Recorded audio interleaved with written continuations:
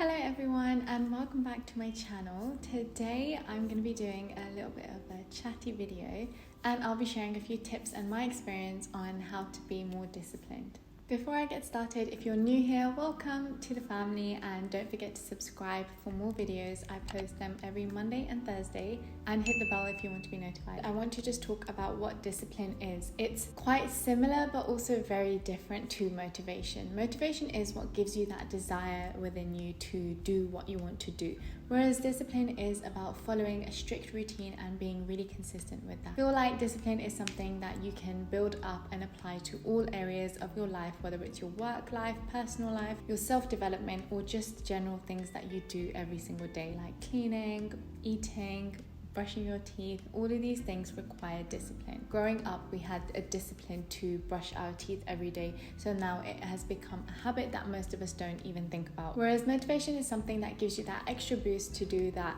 project that you've been putting off for a while. Discipline for me is the biggest form of self-care, and if you've followed me for a while, you know I'm a big advocate of self-care, and I think it's really important to have as a priority to live your best life. I think discipline is one of the most important skills to develop in order to make the most of your life and your goals. So I've actually found it quite difficult to be disciplined in my life for many years because I always saw it as a really scary way to be really strict and restrictive in your life. However, once I started to practice self-discipline, I felt more in control, and not only was I able to do what I needed to do, I also became aware of my intentions behind everything I was doing as well. I will always talk about how important it is to slow down and take those days of rest and recovery because they are equally as important as those productive days. But I also believe it's important to optimize yourself when you can, and I feel discipline is a really great way to do that. If we don't have discipline in our lives, we can create a lot of unnecessary stress, get really overwhelmed and distracted easily,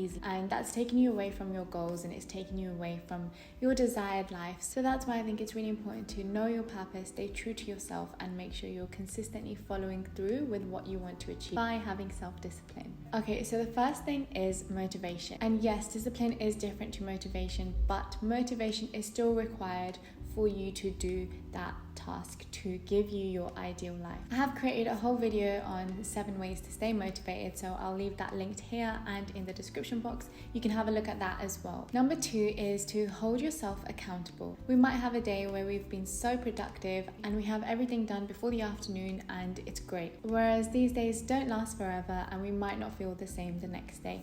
And this is where you have to hold yourself accountable.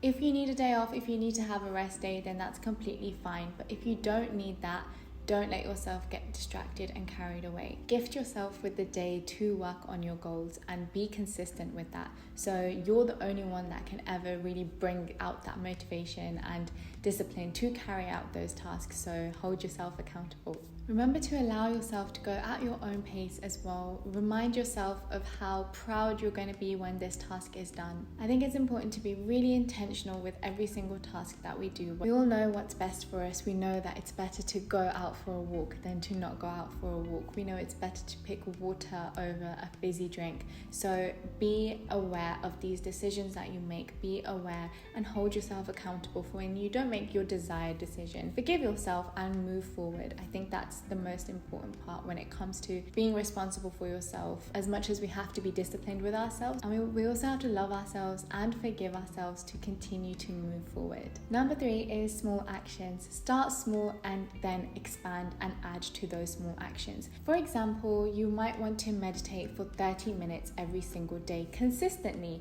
and now you might meditate for 10 minutes about 3 or 4 times a week. Even though you are capable of meditating for 10 minutes, start small. Start with 1 minute every single day, and this will give you that satisfaction because anyone can meditate for 1 minute a day, whereas 10 minutes every single day might be a bit tricky to start off with. Once you're getting that satisfaction from these small actions, it will naturally start to be very consistent, and then you can start to add on more time.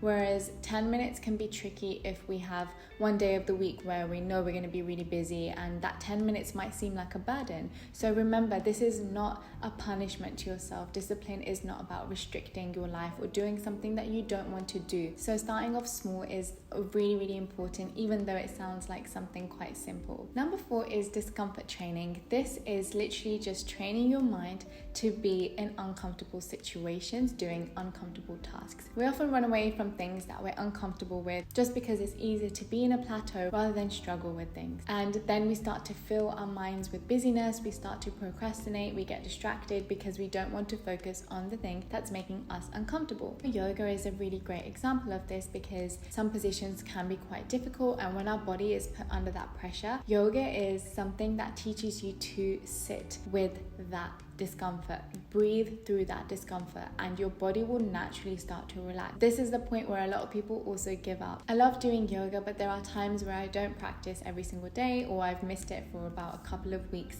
and my body becomes very stiff after that, and I start to notice that I can't touch my toes anymore, or there's a lot of tightness, and that makes me uncomfortable because I used to be able to do all of these things, whereas now I can't, and I want to run away. I want to go and do something else. I want to give up. I want to never look back at yoga again. But instead, I'm choosing to just sit with something that is making me uncomfortable because I know how important this practice is to me. I know how beneficial it is and how I'm going to be so satisfied once I'm back on track with it. So reminding yourself of the outcome of continuing this practice is also a really great reward, I think, but also just ticking it off your to-do list or giving yourself a mini little reward like a new yoga outfit or a new yoga mat, whatever it is, can be a really good way to become comfortable in uncomfortable situations. And this kind of links to my next point of being mindful. Be mindful of when your mind wants to run in every other direction except for where you want it to be. Remember that if you give into that urge of distraction, you're taking away the opportunity to grow and reach your goals. So you can just start to be more aware of your feelings and just let them come up and also disappear.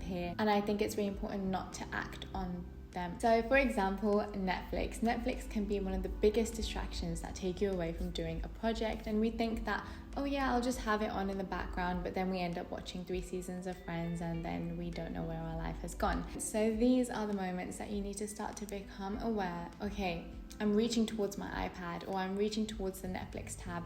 Delete the tab, put the iPad away, and really give yourself that time to work on your own goals. Remind yourself that discipline is an act of self-love. I find this really useful. I literally have to hide my iPad sometimes just so I don't give into this temptation, but do whatever it takes because your future self will definitely thank you for that. Number 6 is do it or do nothing. This is taken by Raymond Chandler, who's a writer, and he would say write or do nothing. So there's 2 rules involved. You don't have to write, but you're not allowed to do anything else. So let's say you have an essay to write. The first thing I would say to do is to set an intention. This could be something like, I'm going to focus on writing my essay, or I'm going to have a productive essay writing session today. And then you would start your timer. So start your timer for 5 minutes.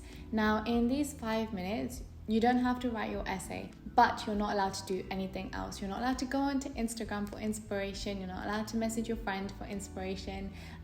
You can't do anything else. So you're literally forcing yourself, you're training your mind to focus on this task. Focus on writing 1 sentence or 1 word just for 5 minutes. If you can't find the motivation to do that, that's okay. I often do this practice when I'm writing my blogs or anything like that because I can very easily get distracted. And I often use an excuse with myself that there's inspiration everywhere else. So let me just pop onto Netflix for some inspiration, and that is the complete opposite of having discipline with yourself. Whereas starting for 5 minutes doesn't seem like a long time, and usually with most tasks you're already getting the ball rolling and you're actually starting to focus on what you want to focus. It also helps you become aware of your urges, and like I've mentioned quite a lot, is that Instagram and Netflix are something that I often have the urge to check or to go on. So once I'm aware of this, like I said, I put my phone, I put my iPad in the other room so I can actually focus on what I need to focus on. And that's all for the tips. But just before we end this, I wanted to say, remember to always be kind to yourself. So I would say I've been seriously working on being more disciplined in my life for about 5 years, and right now I think I would say I'm about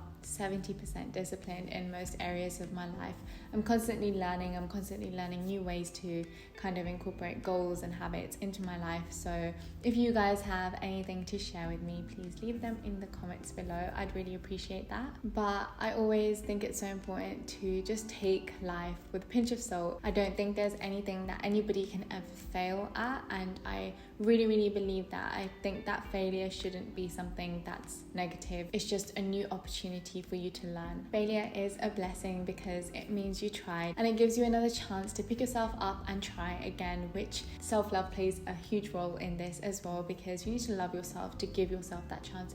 You need to forgive yourself for making a mistake or doing something that you may not have wanted to do, and really learn from those experiences to grow. So next time you feel like you might have failed at something, remember that it's not a failure, it's just another lesson for you to learn. And on that note, I'll end this video. Thank you so much for all of you who have subscribed recently. I'm really grateful for you, and I'm really grateful to have you part of my family online. So sending you all so much love on your journey. Make sure you're patient with yourself, make sure you're kind. You can also share this video with anyone who you think might benefit from it, and don't hesitate to reach out to me if you have any questions or any requests. Sending you all so much love, and I will see you next time. Bye.